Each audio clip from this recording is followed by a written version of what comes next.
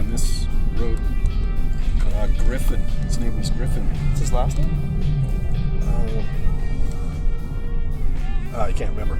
Is it like something like Selman at all? No, I don't remember. He grows peppers. Oh.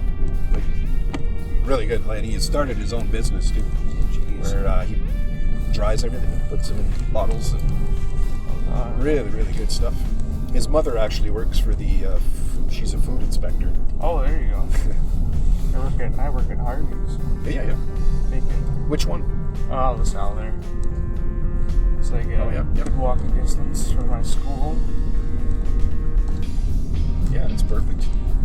So I usually go to the gym after school, but like the walk from the gym to the Harvey's is 30-minute walk, so it's really kind of harder to. Yeah, especially in the winter. Yeah. And we're going to turn right at the yield.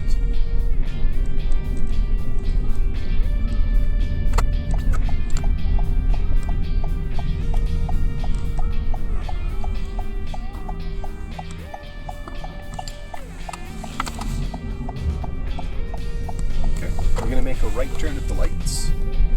Go out on Barry Down for a little bit. Yeah. Feel comfortable enough with your driving that we could go out on the main roads. So, red light means stop behind the line here. And this you're allowed to turn right on. Yeah. So long as you stop at the line here first, and then after that, you can crawl out, but just steer it to the right at the same time, so you're following the roadway here. You need to crawl out a little further out so you can see well down the left side of the road here. And they're also facing a red light, so you're okay.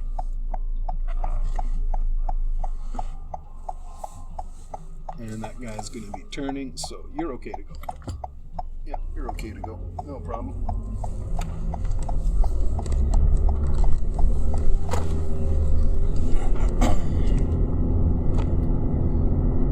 Speed limit 50.